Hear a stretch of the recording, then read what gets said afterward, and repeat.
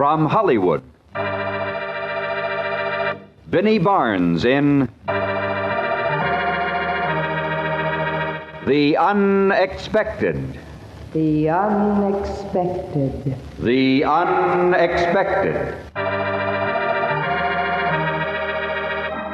Life is filled with the unexpected. Happy, romantic, tragic, and mysterious endings to our most ordinary actions. Dreams come true, or dreams are shattered by sudden twists of fate in The Unexpected. Who knows what strange drama may happen tomorrow, or an hour from now, or in just a moment? Who knows what destiny has in store for the lady down the street, the fellow at the next desk, or for you yourself? Who knows? And now, Vinnie Barnes, famous motion picture and stage star, in a drama of the unexpected, titled Find the Man.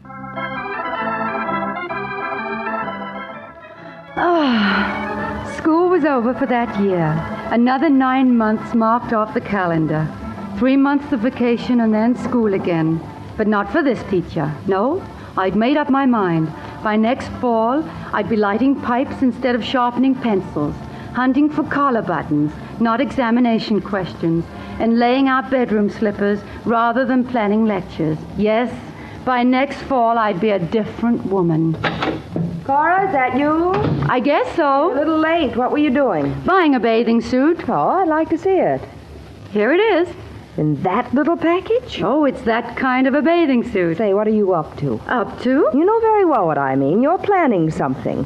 That blue evening dress and that black thing. I can't imagine where you'll wear that. To bed. It's a nightgown. Cora, has something happened to you? Not yet, but I have hopes. Could you diagram that sentence, Miss Atkins? I'd be glad to. Subject, Cora Atkins. Verb, tired. Very tired of teaching school. Object, a man. With a modifier, of course. Marriage. You mean you're deliberately going out to try to find a man? To collect a scalp. Exactly. Cora! Well, I've arranged to set my trap for 2 weeks in an exclusive resort at Owl Lake. I have baited it with 3 new hats, riding breeches, a cocktail dress, an evening gown, and a two-piece bathing suit. And you, my dear Gail, will need a different roommate next fall. I hope.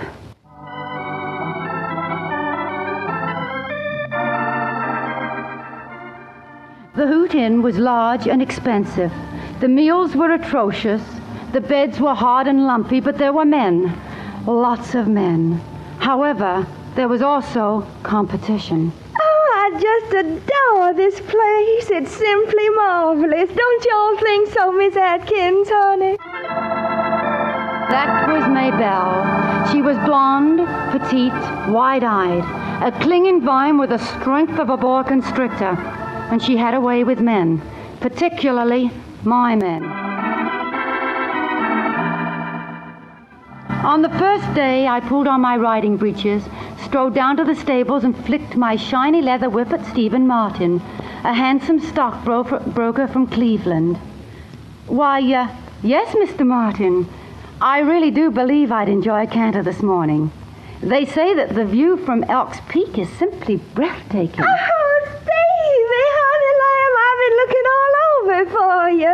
The lake's simply wonderful this morning, and I've got my swimming suit on underneath this little, what do you call it? But I'm sort of scared of the deep water. I'd like to have a man along just in case anything should happen. You don't mind, do you, Miss Atkins, honey?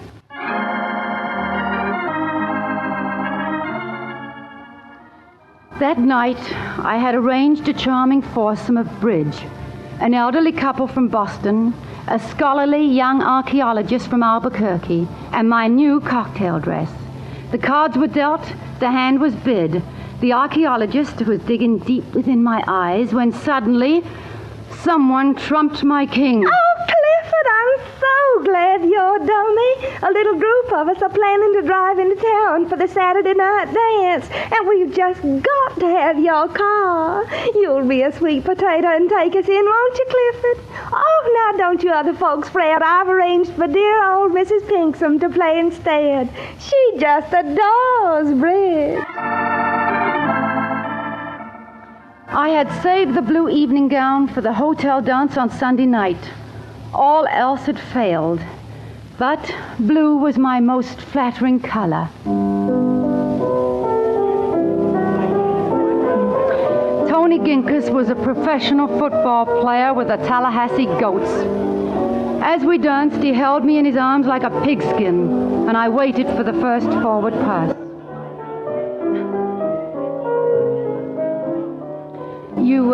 You waltz very well, Mr. Ginkus. It's a lovely night, isn't it, Mr. Ginkus? I said it's a lovely night, isn't it? Huh? Would you like to walk out on the veranda? No, I suppose not. Just what the hell you were thinking about at this moment, Mr. Ginkus? Knut Rockney. Oh, yes, I see. Well, let's not talk anymore. Let's just sweep on into the night. Tony, you poor darling, in this hot, stuffy old ballroom on a night like this. Time for a moonlight ride. Oh, now, don't tell me you've forgotten. Ooh. I'm fearful sorry to drag him away, Cora, but we can't keep the horses waiting. No, I understand. Oh, do you, honey? Well, that's nice. It's a pity you aren't dressed for riding.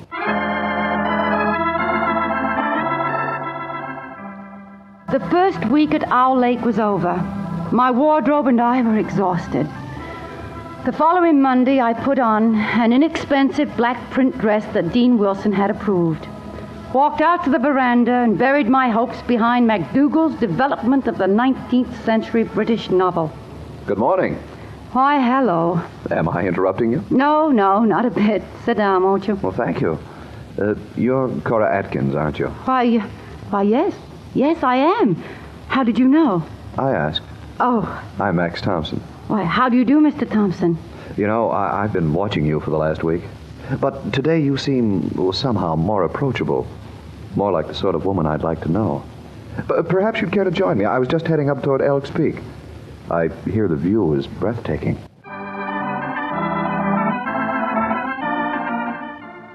Max Thompson was tall, moderately attractive, quite literate, and in addition, he was extremely attentive.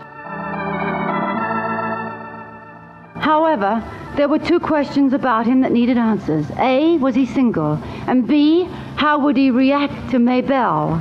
Oh, question A was answered the next evening as we canoed, paddling gently toward the far end of Owl Lake. You know, Cora, I've never married. I don't know why. I used to think it was because I'd never met the right woman. Someone with understanding and depth and a certain amount of culture. But now I'm afraid that if I met her, she wouldn't have me. Yes, I don't even think I'd have the nerve to ask her. She couldn't want me. Why, Cora, you've dropped your paddle. Men worry about the strangest things. But question B was a more difficult problem. And on my last night at Owl Lake, the scent of magnolias wafted over my romance, and I shivered with apprehension.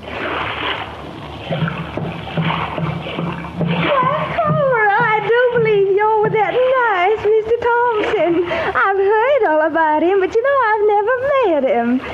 How could I have overlooked you, Mr. Thompson? I can't imagine. Well, now, Cora, honey, since you're leaving tomorrow anyway, you probably want to get your packing done. I'd just be glad to take Mr. Thompson off your hands.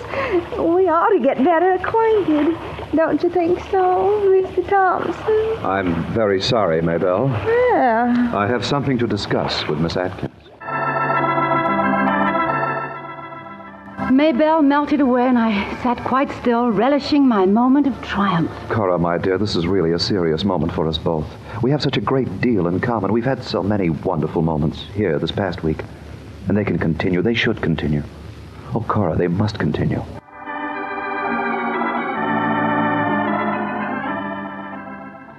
I relaxed slightly. The crisis was past. I knew then that my days as a schoolteacher were over.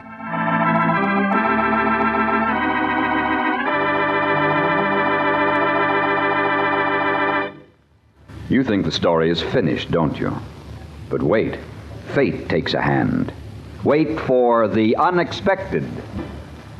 And now for the surprising conclusion to Find the Man, a Hamilton Whitney production written by Robert Libet and Frank Burt and directed by Frank K. Danzig. The moon dipped low and my hopes ran high as Max lit his pipe, sighed, and spoke. Well, Cora, as you know, as you must have guessed, I have a proposition. I mean, a proposal for you to consider. Now, I don't want you to answer hastily. Take all the time you please before you make up your mind. Well, I'm sure it won't be a difficult decision. Well, that's fine. As you may have concluded, I've spent a lot of time this week thinking you over. As a matter of fact, I even had you investigated. What? Oh, please don't be offended. I always do. Well, And you've more than justified my hope. Well, I'm glad of that, Max. Cora, this is our last night together at Owl Lake, and I feel it shouldn't be the end of our association. Why, no, Max, of course not. Then I know you'll consider what I have to offer. I haven't told you before, but I'm the superintendent of schools in a small town in Iowa. Oh. As you know, there's a great shortage of teachers, and No, Max, no. Now, my dear Cora, I told you not to be hasty. Why, I'm sure that the salary I can offer will make it more than worth your while to take over as head of our high school English department. Well, that was my summer vacation. And next year I'm going to Columbia and work toward my master's degree. Or, on second thought, I may make it Vassar.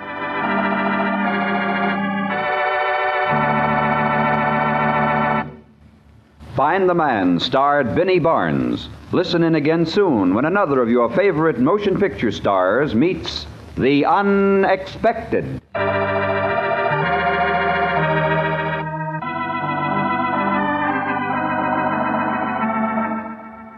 This program was transcribed in Hollywood.